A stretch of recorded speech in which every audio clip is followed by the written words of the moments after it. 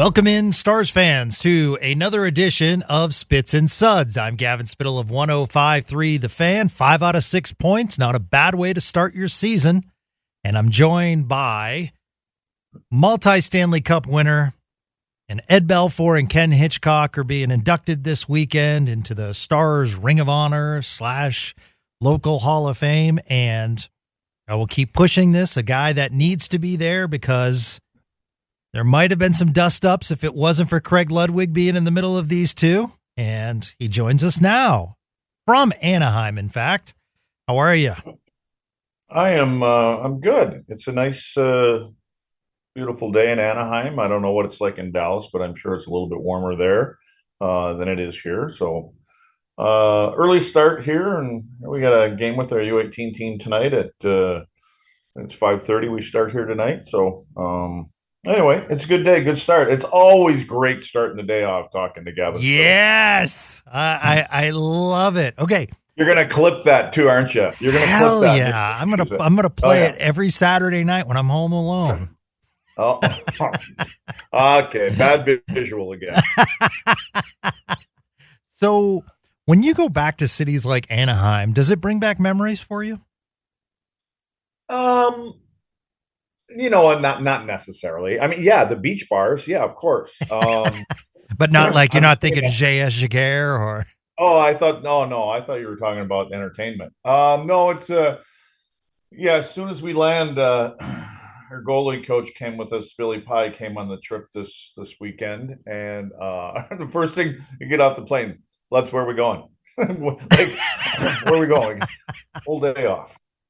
So there's still there's some of the places are still here. We're about I think we're about 15 minutes or so from Newport Beach, and so but we tomorrow we actually tomorrow afternoon we talked about it. We've got our guys got a game tomorrow right around noon. So again, we're only playing one a day here, so we may take them to let them do a little sightseeing over there while the three coaches do a little sightseeing of their own. Yeah, you must be a popular. I mean, in the bar. I'm talking about. We might go for a couple beverages during the day sometime. Sure. And you can find these little places that got about 60 beers on the shelf. So Yeah. See if we'll see. Wisconsin's on It the all tube. depends. It all depends on how we do. Yeah. And if we don't do well, and we're actually playing the Anaheim team tomorrow afternoon. So and they're good. They're a good team. So sometimes you're in a bad mood. I know I shouldn't be in a bad mood with this, but I am. Yeah. Was there relatability for you, though? Like coming into a new city in Dallas who had never had hockey and then going when you played to a city like Anaheim that was just kind of trying to grow the game. I mean, there was the LA Kings, but then Anaheim came in. Well, I mean, I think when Anaheim came, I think it was weird for us as we moved along. I mean, you're talking about having three NHL teams in the state of California. I think that just in general, which is hard, I think, for the hockey fan that's in the rest of the country because, and they talk about East Coast bias all the time when it comes to players and talking about MVPs and all this other kind of stuff. And really that has a lot to do with people just aren't staying awake to watch, the teams on the West Coast play. The games sometimes are starting, you're sitting in Dallas and, there's a team out here. Well, what the game start local time last night? 9:30, something like that. Yeah, Dallas, 9. right? And it's not like it's I think it's different when it's a Friday or Saturday, because people are, whether they're at home or sitting in bars, and it's nice to be able to go to well, I don't know about everybody, but I mean, when I'd venture out, it's not like at 5 p.m. It's more later and things like that, and so it's nice to be able to sit down at 9, 10 o'clock, and your local team is playing on TV. So it actually Lud started as kind of therapy for us because that's when the Rangers, unfortunately, they tied it up and then fell behind. So it was a good opportunity to look elsewhere. And then we saw that first period of the Dallas Stars and we said, oh, this is not going to be a good night. But to their credit, saying that you could are you saying you could kind of put the series was 2-0 and all of a sudden it's 2-2 a little bit behind you in the rearview mirror for 24 hours or so? Until this afternoon, when hopefully the Yeah. Rangers make it 3-2. Yeah, yeah. It's Are just you going to be in your plushy suite today? no, no, no. I'm back here. No, no plushy sweet. Oh yeah, you're back there at the grind. You're just grinding her out I'm there in that. grinding, man. Someone's got to Yeah, do the I know. behind the scenes, right? Yeah, yeah, I know. No, Well, the Dallas Stars were grinding too. I mean, the last couple of games, I thought they were good. I wasn't super crazy about the Vegas game. It had nothing to do with the score or anything like that. But I thought you can tell, and I think we talked about this when we first got started. You can tell that it's still, getting up to speed. And I thought the Vegas game, both teams were. I mean, it was a good game, but it was sloppy at times, and only from the standpoint when you got two good teams, you expect to see the passes clicking and the power play breakouts clicking, and both teams had their their bumps, but and the coaches all know that it's going to take us, like I said, it takes you somewhere around 10 games to start having everybody running on all cylinders and being together last night. And again, even for last night's game, there's some breakdowns that I what were the shots in the first period? Something like 10 or 11 in the first to 1 in the first 10 minutes or yes. something like that. Yeah, Jake Ottinger kept that game at 1-0. Yeah, he did a real nice job. And he's done Well, wouldn't you say? I mean, there's two guys I'm looking at. Well, and you got to throw Miro in there. I mean, Yep. Miro's obviously up and running. I mean, he's good. I'm still on the same. There was the goal last night, and it gives me ammo for our players. So sometimes I'm okay with it. Like when I look at that 2-on-1 goal that Miro was on, I didn't like exactly how he played that, but it gives me the opportunity to clip it, show it to our defensemen, and things like that. But there's a couple. I mean, you hit the nail on the head when it comes to the goaltender. I mean, Otter's been fantastic to start the year, and the other guy, I don't know if it's Wyatt Johnson for me. Um, he's he's been great, and I'll tell you what, he's Yeah. getting rewarded too. I think he played the most minutes last night of any forward, or it was the night before. But the last two games, he's in the top two among forwards in minutes played. So I mean, where you'd think it would be Robertson and Pavelski and Hintz and things like that. So it just shows you where there's two, three other guys that seem to take the spotlight for the Stars. That's when you talk about the depth, and when you got a young player like that coaches really trust. Yep. Goes a long way. Yeah, especially what Johnston's doing defensively as well. I think that kind of gets lost in the shuffle. We're analytics society now, where we immediately look at points, but another guy that I think is actually off to a really good start that's not necessarily showing up on the score sheet yet is Matt Duchene. I thought he had a really active game last night.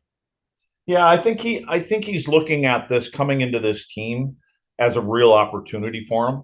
He didn't. I mean, he's not making the kind of money that he has in his past couple contracts, but it's probably for him. He's looking at it as an opportunity to get a first and foremost for him maybe is get back on the map as being an elite player.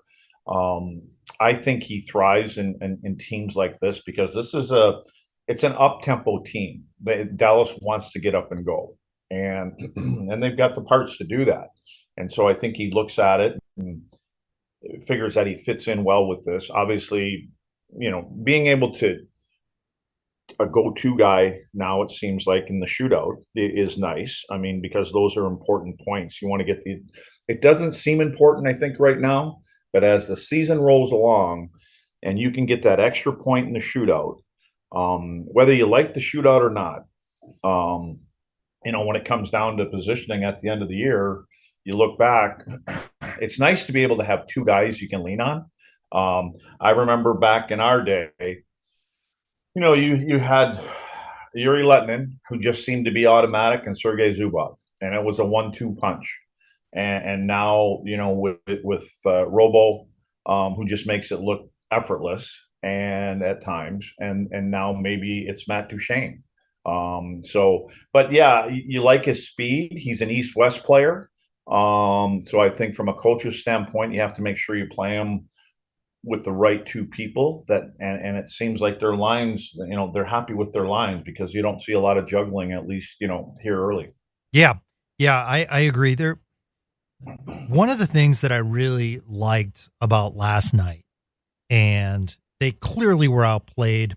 They knew Anaheim was young, fresh legs. I mean, this is an Anaheim team that took down Carolina the other day, too. So they're an exciting team to watch, and they're rebuilding.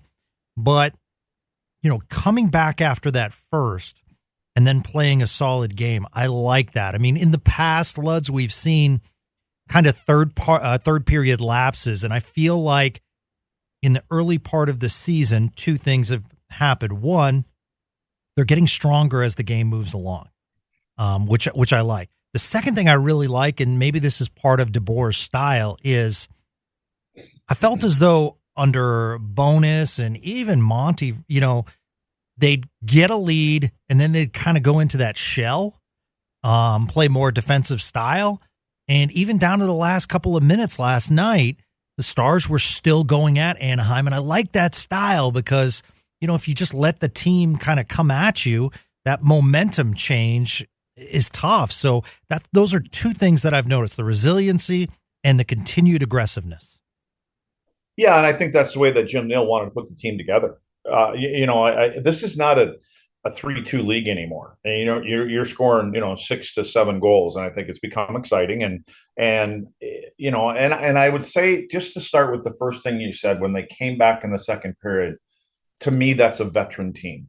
And whether a coach comes in and loses his mind because he didn't have a great first period, and when you have a veteran team, you can, when the coaches walk out, you can say, hey, relax, we got this, we know we got another level, blah blah, with a little bit of calmness. If the roles would have been reversed last night and Dallas was pummeling Anaheim early, I don't think that the Anaheim team could do that. And that's only because the amount of youth that they have on their team. They haven't been down the road. They haven't played with confidence and been able to come back in NHL games yet. So I think a lot of that has to do with the Pavelskis and the Jamie Benns and Sagans. And, you can go down the list with this team with the veteran guys. And then some, if it gets down the road this year and it gets into game 60 and 70 and things are going a little sideways at the wrong time of the year, now they're going to start calling them old. They're tired and old. Yeah. It just comes with the territory. But but I think that's Pete DeBoer. And you're right. And I think that, but you have to know your players.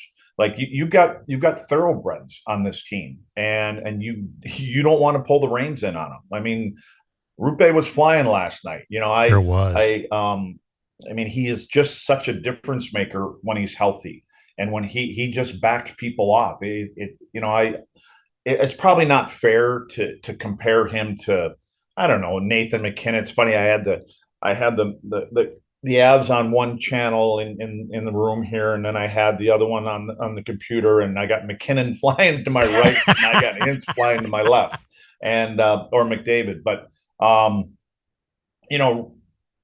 when Rupe's going, it's a nightmare to play against him, and again, that's the league. That's what this league is. So, and I think you don't want to pull those guys back. Look at Miro. Miro picks the puck up behind his own net, and before you know it, he's at the offensive blue line. So when you have those kind of parts and pieces, you play to your strengths, and that's kind of where I believe the coaching staff is, and saying, listen, we're not crazy about getting in shootouts. And then the other reason that you can play that way, especially, and we did it here, even at this level, a couple of years ago, and I changed my philosophy on how I felt that we needed to teach these kids how to play at times, is because we had a team that could score, and we were scoring 4 or 5 goals a night. And you may say, oh, geez, it's only the U18s. Well, there's other teams. There's 200 teams in this, in the country that play kind of around this level. And so there's a lot of good teams, but you just have to go, you play to your strengths. And I think that's what ours was. And I think when you have teams like this, you got to say, you know what, we're going to have to live with a couple defensive errors or positioning on our own end. But we can kind of live like that because we have some game changers. And I think And on that same philosophy, isn't that why Jim Nill probably went out this summer and said that Matt Duchene would be a really good fit for our team? Yep. So, again, kind of adding to your stable. Yeah, and I don't even want to say that Joe Pavelski's 39 anymore. I just want to talk about him as a player. Yeah, but you know what? I'll tell you what. He is 39. He's going to be 40, and he doesn't skate like the two guys he plays with. And not that Robo's not a speedster. The only thing is sometimes because Hintz is going so damn fast, he makes everybody else look slow too around him, right? He does. But Joe Pavelski, Joe's hockey IQ is 24. And it's always going to be 24, 20. Joe is just a smart player. Everything he does is quick. Like if you watch that replay of the pass that Joe made to Hintz last night when he went up the middle, and just beautiful goal. But if you go back and you watch that, Joe saw him coming before he got to the offensive blue line. He was at the center line, and he saw Pavelski winding up. He already knew what he was going to do before Pavelski got to center ice. Before Hintz got there. Joe knew as soon as he got with his speed, I guarantee you, if you could see one of them kind of infrared radar things out there, he was able to scan where the two defensemen were that he's playing against and the gap that was in the middle of the ice and how Hintz was winding up. And Pavs just got to that offensive blue line, and he knew there is going to be a white blur going right through these two guys, and I'm just going to lead it, and it made a perfect pass. I mean, that's the thing about Joe Pavelski is he is just such the right guy to play with these two players because he understands their strengths, and he's probably telling them, just get to that spot. That's what Zuby did with Mo. And when Mo was flying around and Mo would say things like, man, Zuby, I gotta slow her up. Or I gotta go. He goes, no, just go where you're gonna go. I'll get the puck there. And they trust in each other. And I think Hintz trusts Joe and Robo trusts Joe, get to certain places on the ice. And if he's got the puck, he's going to get it there, and it's the majority of the time he puts it where they want it. And so, what is he at now? 400 and what is it? 450 some goals right now? And they were talking, on the post game about, an NHL Hall of Fame. And I mean, that's where I was going. Yeah, clearly the U.S. Hockey Hall of Fame. Yes. I just think he needs to be in the conversation whenever that time comes. Yep. But he needs to win a cup. I mean, just for him, he's taken some hard hits, in his career. He's paid the price that way. He's played with some really good players. Obviously, he's been a captain for I don't know what it was, 8, 9, 10 years, in San Jose, and he's a leader. He's a great human being. And again, some of the criteria from what I understand is, did they win a major award? Again, we can talk about the GM that didn't return my phone call trying to get tickets right here sitting in Anaheim, Pat Verbeek. Are you serious?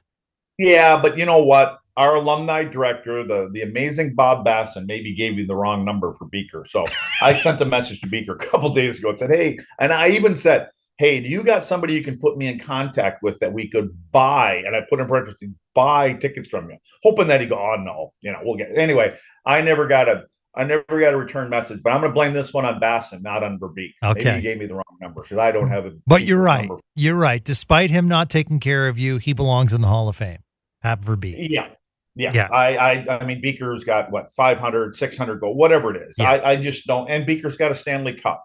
I don't understand why that guy's name doesn't come up. But back to Joe, it's going to be the same conversation. Again, you don't hear his name thrown around, but maybe that's still because he's playing. But right. I'm just saying, when he's done, it would be nice. Joe can get 30 goals this year. On this team, he probably can. Playing with those two guys, he can. Yep, that puts him at, for perspective. It's kind of like the OV thing. Ovechkin only needed what 70 some goals, but Jesus, it looks like he's skating in mud right now. But anyway, Yeah, 49 goals to get to Joe's used to 500. skating at that speed. He's been doing it. So I don't see his game diminishing. And again, I can see another 1 year deal if that's what Joe wants to do, and that's what Yeah. Jim Neal wants to do. Again, what are we 5 games into the season right now? We're talking about an extension for Joe. I don't know. Yeah, 3 games played, 3 points. If you didn't hear me, 49 more goals gets him at 500. I think if he can get to that 500 threshold of 500 goals, he's well over 500 assists, so he's over 1,000 points. He's about to pass Pat LaFontaine as far as American goal scorers. So, wow, it's just amazing, and it's not like he's a piece. And what I mean by that, because I think pieces in hockey, you can speak to this, Luds, are so vital on a team. Like, you pick up a wily veteran. That's a good piece. That's the piece we needed. He's like not a piece. He's like the piece of this team. He's just such a major part. And we talked about this on the show. I'm not taking anything away from Hintz or Robo, but at the same time, I do wonder if Pavelski steps away or gets injured, how good is that line? We've seen that with Sagan, and Sagan does a nice job, but, Pavelski just helps those guys out so much. Wouldn't it be interesting? and again, just to shift from Joe a little bit, could Matt Duchene play with Hintz and him? I don't know. Probably not, because he's not really a winger, but Duchene is a puck distributor. Yes. And I think that again, him feeling good playing in this system, playing with this group of guys, he might be good. But anyway, but Joe just brings so many other things to the table, than just that, on and off the ice. So, but yeah, and again, I think Joe's going. He's probably, and everybody ever wants to talk about his speed, which doesn't even stand out because he's such a good, smart player and makes the right plays all the time, and he gets to the right areas of the ice in the offensive zone. I mean, we saw him tip one in the other night from Heiskanen, and so I mean, that's just. He's just, there's no fear in him, and he's just a very cerebral, player, along with all of his other, his hockey IQ and his hockey skills. Yeah, absolutely. Okay, I wanted your perspective. Last night, it was further talked about that Jamie Benn had a fight in Vegas, and to create momentum, when I guess they just don't want to talk about it. This is the quote unquote answering the bell for what he did to Mark Stone in the Western Conference Finals. As a player, how does the room know when the right opportunity is? How do you know as far as who picks? Because in this case, Stone didn't go, Hague went. Stone was very thankful. And I mentioned with Sean the other day, it doesn't need to be the player that was injured. A lot of times it's just a guy. We saw O'Connor go at it with Eberle the other night for retribution on what happened to Cogliano during the playoffs, Seattle, Colorado. So, it happens in hockey. And I just wanted to get your thoughts. Have you ever been in a situation like that? And can you take us inside a room as far as the process of answering the bell? I don't think there's a process. I don't think it's a team thing. I think it's an individual thing. And there's loyalty among all these teammates, and hockey players are like elephants. They have a long memory, and they remember, and so they remember back to the playoffs. It wasn't that long ago, and so it was their captain that went down. It was their captain that had been in and out of the lineup for the last couple of years. It's their captain that has back problems and has played through apparently a lot of a lot of pain to get into the lineup and to get into the playoffs last year, to score some important goals as a captain, and then to ultimately raise the cup, and then the home opener and all that kind of stuff that, and I think that, he came in to that organization with a big contract, and he's lived up to the contract from the standpoint of whether he's injured, and probably still does everything that he would if he wasn't in the lineup. And so I think that that's a family. And they're even tighter now than they were the last since he got there because of the success that they've had since he's been there. So, and you talk about Eberle. I mean, this is a very hockey is in my opinion, it's different than other sports. The 23, 22 players are tight players, regardless if you're new. It doesn't take long to become part of a family, especially when you have a good group. And I think that obviously, didn't I think Vegas returned everybody but what Smith and a couple other players from that Stanley Cup team, Yes. and that was probably done for a reason. From their owner and GM and coaches, and said, listen, it isn't often we had it in Dallas. It's not often when you can have that many players that get along that well and accomplish that kind of stuff. And that's why I think when you're a coach, there's a lot of times you're like, I don't need to go into the room. I know we played like shit here in the first period, but I'm just going to go in because that's what people expect us to do, but I'm not going to say anything because I know that we have the leadership in there. And I think that's what Haig was saying. This is one of our guys. This is our guy. And you can't, Jamie knows it's coming. Not that he knows it's coming, but it's not like it's unexpected. So the good news is you get it out of the way early. That's kind of what this stuff is about when it's not, this isn't somebody that's going to be sentenced to 25 years in prison because a hit they put on somebody. Now, Matt Dumba on Pavelski, that may be a little bit different. And I was going to ask you about that. That's November 14th. The Coyotes are in Dallas. Yeah, he now plays for Arizona. That could be a little bit different. That to me is Matt Dumba against the 20 guys that are in the lineup all night long. That's what it is to me. That's not a one-on-one thing. That is that is a little bit different. But these other ones, it's the playoffs, and it's all this other kind of stuff that goes on, and you kind of, and the thing is, okay, let's get it out of the way in game one. Let's move on the rest of the year. We're going to play them another 2, 3, 4 times, whatever it may be. We're going to get back to business as we get down the road. You get into game 60, game 70. You want to get a suspension at that time of the year? So if I get a suspension, you jump a guy, you get a game or two, let's just get this out of here. If that happens, serve it early, serve it in the first 10, 15, 20 games of the year, and let's move on. And we got that there. Let's go play hockey. Was the one that you remember around? It may happen again. Was the one that you remember most was Roenick? Well, see, there's a difference in players. JR, there's another guy that should be in the Hall of Fame, by the way. Yes. And I like JR. JR is a good dude. He does a lot off the ice. Very vocal, but that's JR. That's a different kind of player. That's he's a yappy player. So yappy players are all Matt Barnaby. Guys would love Barney for a teammate, but he's probably hard to have as a teammate at times. Claude Lemieux.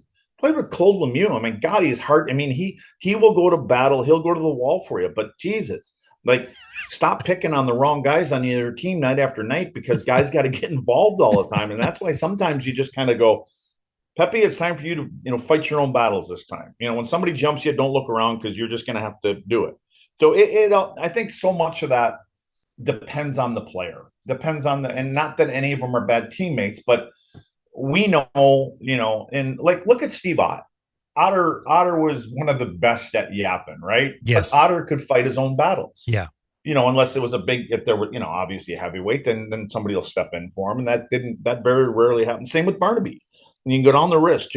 JR, again, like I said, JR was kind of he's a verbal guy. He gets in your face and he smiles and he does, all those little things, and he kind of gets under your skin. That's why I bring up Lemieux, because I thought Claude was they were similar kind of players, but anyway, it's part of, it's not the code, it's just a respect thing from your own teammates to a very important player on your team that was done wrong, and that's how they feel. So are you chatting amongst yourselves on the bench when it happens during that game to say, is one person saying to the rest of the team on the bench, if you have a chance, you have to go after him? Nope, not in the Dallas Stars thing, because they know Jamie knows what to do. That's my opinion. I don't, but again, even still, you're not going into the next season when that game comes around. There's not a conversation in the morning skate. There's not a conversation the day before. Hey, so and so is coming to town. You got to go get him. You don't have to talk about it. It's given. It's a given that whoever if this happens, and it doesn't have to be Jamie. I mean, it could have been Robertson. It could have been Hintz. Not that that's what they're not expecting to do it, but I'm just saying that going in, like I said, memories like elephants, 100%. I mean, it wasn't that long ago. It was, and what makes it even harder is it was a team that knocked you out of the playoffs and then held the trophy a few weeks later. And it's a team that you may have to go through again. I think that's a part of it. And, we weren't happy with the way it went down last year in the playoffs. And so, here we are. And yeah, big deal. They got the extra point, we'll call it, in game one this year. But, as you get closer to the playoff picture, you'll see things. I don't want to say heat up in that manner, but they're going to be a little bit heavier games because more than likely a couple of weeks away from the last time you meet Vegas or Colorado, whoever that's going to be, it's probably I'm going to go out on a limb, and it's probably one of those teams that you're going to have to get through at the end of the year if everything goes right to get to the finals. Yeah, and I'm guessing that Wedgwood probably goes tomorrow night, Luds. You've had Ottinger's on a roll, but you got to give Wedgwood at least a game because coming up at the beginning of November, you have, I think, 4 games in 6 nights. So you're going to have to give him some work. Well, I don't know if I'd give him the Saturday game. It hasn't been a heavy schedule. That's true. And hey, when you can get points, you put them in the bank. Typically your season isn't going to just roll along and, win 5 out of every 4 games. So, I don't think he's, I was almost going to say overtaxed. There's been games he's had to make too many big saves, right? So, he has. I don't know. I don't think he's. I think he wants the puck every night right now. I'd play him again. Yeah. I would, but who knows? I don't know. And again, I think that coaches come into the season and they have a schedule. Now you're not playing. Who is it? Philly? Who's on Saturday? Philly? Yep. Philly. You know what? And Philly's gotten off to a good start this year. They have. Big win against Edmonton. It's not somebody in your division. It's not somebody in your conference. But at the end of the day, 2 points is 2 points. This is a team that you should beat. They're a team that's rebuilding. You should beat them. And so if DeBoer and his goalie coach decide that it's time for Wedgie to get in there, it would be a good opponent. Then that, again, I do believe that, like I said, I told you this a while ago, when Patrick Roy came in Montreal and Patrick got to become Patrick after a year or two, he would go into the coaches. Here's the games I'm going to play. Here's the 74 games I'm playing this year. I'm playing this one, all the way down the schedule. That's not the case, but they do have a plan. I think it would be smart that if you could keep Otter to somewhere between, somewhere around 60 games this year, 55, 60 games. Yep. Get Wedgwood if you go through your schedule. Like you said, when there's 4 games in 6 nights, he's got to play a couple of them, depending on how it is. I don't think you don't want Otter playing a lot of back-to-backs if you've got a good backup goaltender or any goaltender. You'd like to be able to, because it's that back and forth and up and down and groins getting tight and all that other kind of stuff. Those are the kind of injuries for goaltenders you have to try to stay away of. So yeah, and a couple people were talking about Sagan last night, and I would just counter with the following: 5 out of 6 points. You're playing well, and a lot of your guys still haven't scored or haven't got going yet. So I think you're in a really good position, and I think you have the depth of this team, as we've talked about, Craig, reminds me of when you were with the Stars. I think clearly your teams were deeper, but at the same time, I love the depth because, just a few years ago after the second line, we'd say, okay, wait until the first and second line comes back. But I mean, I like the lines. I like that you can take a Smith and insert him into the lineup. And he scores or, I just like, you have healthy scratches that are quality NHL players. Joel Hanley hasn't played yet, defensively. I did want to ask you about, I think Nils Lundkvist is playing really well. Sean and I talked about that the other day, Luds. I love his confidence. I love that, his skating ability. I think he's using his body much better. I'm really impressed with Nils Lundkvist so far. Wait, now, didn't I say that on our first podcast? You sure did. Yes, I did. Okay, just so you know. Just Credit so to Luds. No, I saw it from that first game that he played. I mean, it's his decisions. I think that it's the biggest thing for young defensemen. And again, I've I've had this conversation with three of mine, at a 17, 18-year-old at that age about your quicker decisions, and because things happen quicker. And maybe when you're playing in the minors or your last junior team, you get away with it sometimes. And I think it's a responsibility of a coach to be able to allow them to do that because it's part of what they do, but they have to understand that you don't always have to look for a different play. Sometimes the best play is the easiest play. It's a 10-foot pass. And what I had noticed from the first game was how when he moves the puck, generally it's on the tape and it's hard. It's there right now. So, I love that he moves it, and all that's going to do, it's going to keep on getting him more opportunities. You know what I mean? The coaching staff are like, oh yeah, he's ready to go. Let's get him back out there again. And because he's playing somewhere between 15 and 17 minutes a night. That's not a number 6 defenseman. Yeah. When you look around the league, and I think that's the way that the board tries to run his whole group. Like you don't really find anybody that plays 7-8 minutes on the team.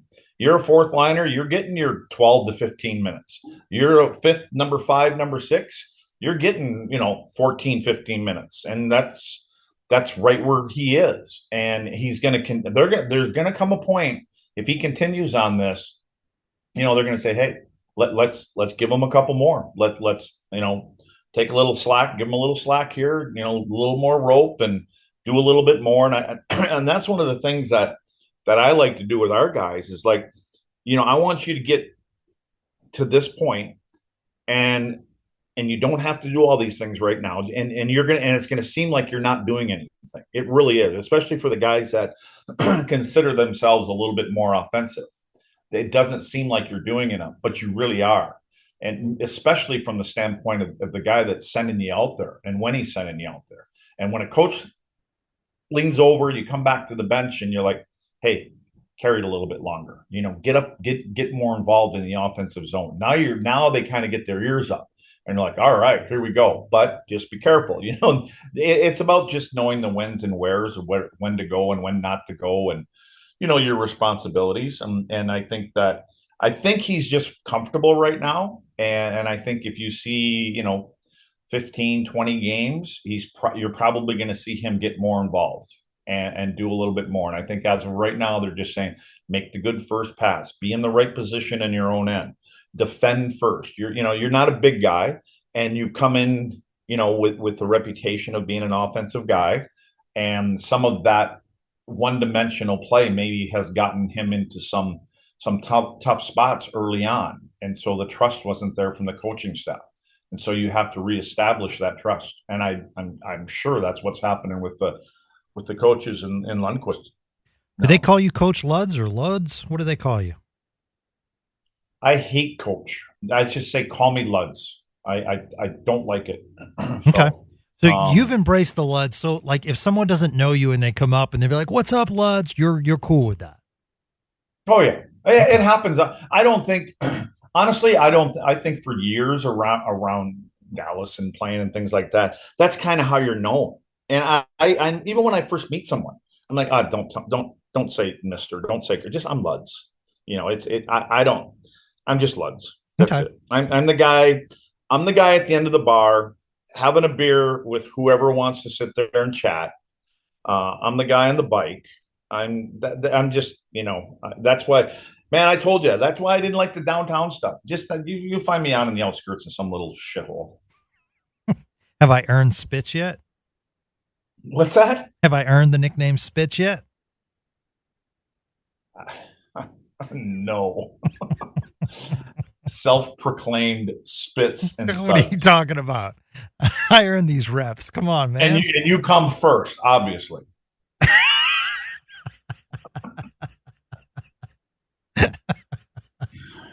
I'd say more like Spittoon. We should just call you Spittoon. I don't know if that's a endearing name. Well, it might be appropriate, but I didn't say it had to be endearing. Or maybe a deer in headlights. Oh my goodness. Oh, that is too funny. Hey, Nick Maroc on Twitter says, tell Luds he still owes me $20. I don't know what that's from, but Tell Nick he's the most hated fan in hockey. Man, he has no issues. He has no issues standing out there, but he's always talk about a loyal Dallas Stars fan. yeah. Right? but he'll go into the Lions Den wherever they are on the road, and somehow he gets the same damn seats. How do you go into a visiting building and they know you're coming? Probably, I'm sure he's getting a reputation, which is exactly what he'd like. But how does he know? How does he get that? I can imagine. Okay, I'll give you this much for that seat. Yeah, he gets that seat, and then he takes that damn sign with him. That's ballsy. I know. It is ballsy. I give him a lot of credit. Oh yeah. He needs a security team sometimes. Yeah, absolutely. Maybe Ryan, he should hire you to be his bodyguard. Man, you know what? I've been known to chuck some knucks at times, but yeah, two little peanuts. Well, I don't know if you had to go there, Luds. No. I mean, come on. We've been together. I've rolled with you. You know, if someone wants to drop, I'm just going to take my arm, say, Luds, I got this one. Yeah, I know. All right, just like you do with the tab. Just push it to the side, Luds. You got this one. All right, Ryan McDermott says, can't wait to listen to you guys. Stick tap to y'all for all the info, insight. Go Stars. Hunter P says, thoughts on Duchesne so far. We touched on him. Thought he's been very noticeable in every game.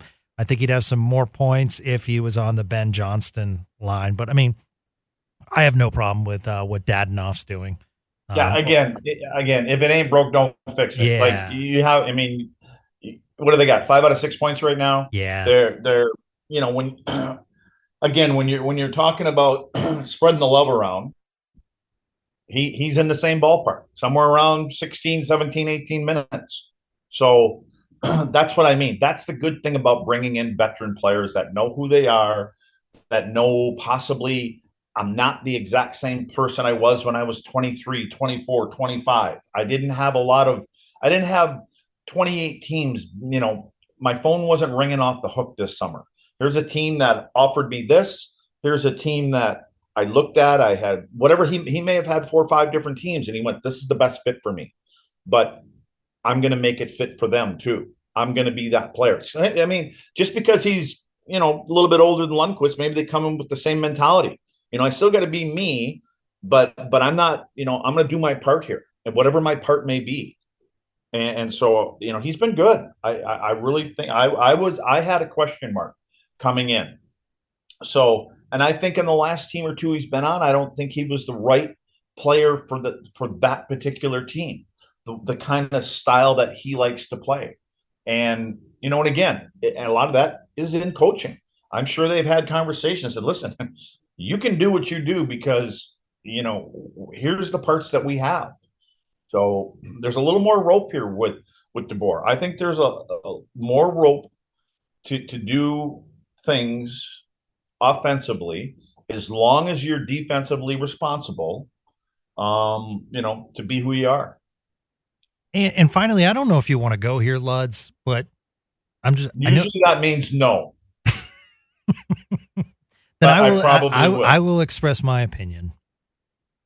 I personally feel that what they're doing with Hitchcock and Belfour is outstanding, and I give tons of credit to Brad Alberts for developing this Ring of Honor or Stars Local Hall of Fame. I think that's terrific to celebrate stars from the past, because I don't think the stars of the past who built this franchise have been properly celebrated, because without this 99 Cup, I just don't think this team is where it is today. So I did want to say that, and kudos to the Stars organization for doing things like that.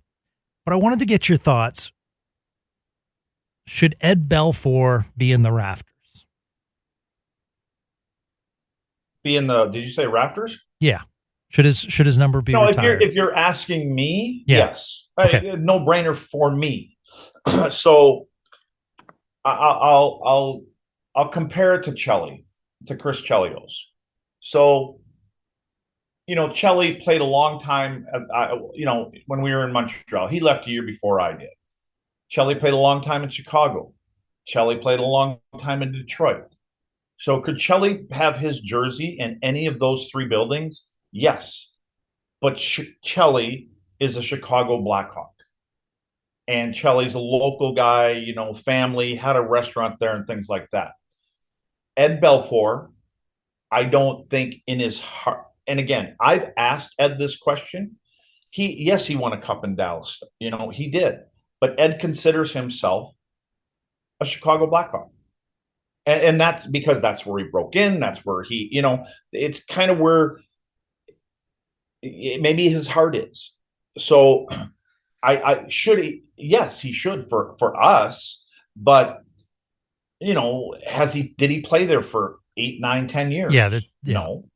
Maybe that's part of but he's going into the Hall of Fame, right? Great honor. The Dallas Stars Hall of Fame, deservedly so. I don't know. I think if you gave Eddie an opportunity to pick the jersey where it would want to be hung, I think it would be Chicago. Yeah. I don't know that I kind of do, but I'm not going to speak for Ed. Would it be a great honor for him? Absolutely. I don't know what the criteria is. I'm sure there has to be some kind of criteria for different types of awards. The Hall of Fame thing that he's going into, I mean, he was, I'm not going to say he was the number one reason, but man, if he wasn't number one, he's in the top three. You can throw Nui in there and Mo in there and Zubov in there and Yuri Lettinen in there, all those kind of guys. So the jersey, and it's funny, I think I told you this, I believe about Chelly is, and when I asked Chelly that on my podcast, and I asked him, I said, Chelly, I'm always curious, and it's one of the questions I ask the Hall of Fame guys when I get a chance to talk to them, like, what is more, not that anything's more important than the other, but what is the big one? Is it the Stanley Cup? Is it that you're in the Hall of Fame? What is the big award? You've gotten all the awards. Which one's the biggest one? And I thought Chelly was going to say the Hall of Fame. And he said, Luds, I want my jersey hanging in Chicago Stadium. And I was like, really? And he goes, yeah, from Chicago, all the things I just said. And he goes, when I'm gone, I want my kids to be able to walk into that building and see my name up there. So, and he got that, right? And so would Eddie want it? Eddie might want it in Toronto. Who knows where he'd want his jersey hung? But my guess would be in Chicago. But he would not. Why can't they be hung in all the buildings? I don't know. I agree. Different teams have different standards. And they play for you. Why can't they hang the jersey up there? Again, we're talking about Chicago and Toronto, though, for Eddie. There's a lot of jerseys hanging up in them buildings. So there are none of your past teammates that your teammates, with everyone that's up there, you're good now. There are no other teammates that you say, hey, this person deserves to be, obviously there are a lot of you that still have to go into the Stars Hall of Fame. But as far as retiring the number, being up in the rafters, you're good with everybody. Yeah, I mean, who's all up there? Tell me. Madano, Rossi was number one. Zubov, And Lettinen. again, how many years did Neil Broughton play in Dallas? 2, 3? 5. Shouldn't you know that just at the tip of your fingers? Didn't you have that? Broughton was a Minnesota guy. I know that. How long did he came here when we moved here? I know. Rossi's jersey is hanging up in American Airlines. All right, I'm pulling it up right now. He played for the Stars. Oh, wow. 2 years. Okay. So, and again, I'm not saying Neil's jersey doesn't deserve to be up right, there. that's a carryover. But, you're right. But that's, I mean, he was the first captain, maybe. Was Broughton the first captain of the Dallas Stars? Probably. Maybe that's what they go on. I don't know. So, is that the proper one to have there? I would think that his jersey should be hanging in Minnesota, and it probably is. Maybe it is. I don't know, but maybe because it's the Wild now, not the North Stars, it's not. I don't really know. So, Olympic, won a gold medal and all the other kind of He's stuff. nicknamed Mr. Minnesota, right? Hall of Fame. So does that mean that your jersey doesn't get hung up in there? I don't know. Who are the jerseys hanging right now in American Airlines? Like, I know I should know that, but Lettinen, Madano, Zubov, Broughton. Those are the recents. No. Is Hatch hanging up there? No.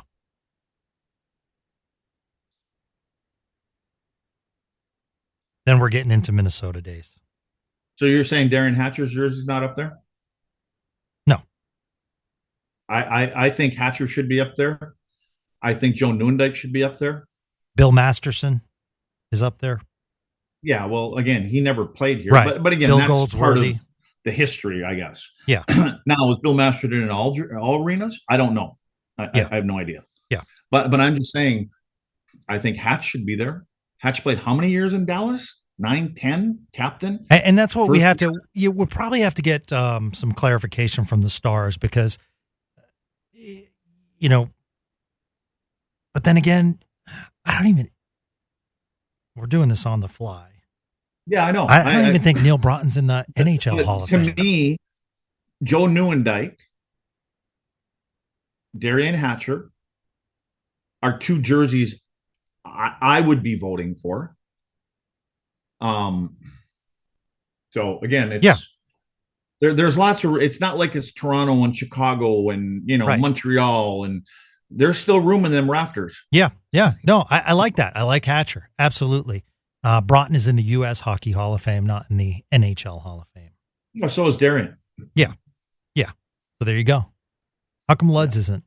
Got to get Luds in the U.S. Hockey Hall of Fame, right? There's a bigger list why he's not than why he should be. If only you had tried during those. No, there's a bartender's Olympic Hall of tryouts. Fame in the state of Wisconsin.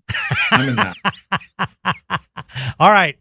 Be on the lookout, Anaheim. Craig Ludwig is there this weekend. Let's all wish Coach Luds, or as he likes to say, Luds, luck with his team. Go get him, Luds. Crush Anaheim, will you? All right. Be a pleasure. We did it in the past, so we might as well do it to these guys too. So, yes. And we got a couple Colorado teams we're playing. So yeah, crush them all, bud. All right. I want Coach of the Year, Craig Ludwig. Yeah. I want to be able to. Again. Yeah, and when you get inducted into the Stars Hall of Fame, because I'm going to keep pushing for this. Dude, give it a rest. Do I get a seat at your table? Give it a rest. All right. They got little booster chairs there. The last time I was there, was you're such a dick. You're a dick. We'll find one for you. God, you're a dick. I do this every week. You're a dick. I sit here and I promote you and I say, Luds, he's the man and everything, and this is what I get in return. All right. Like I said, it's like shooting fish in a barrel with you. For Luds, I'm Spitzy. Thank you so much for listening to Spits and Suds on 105.3 The Fan. Have a great day, everyone.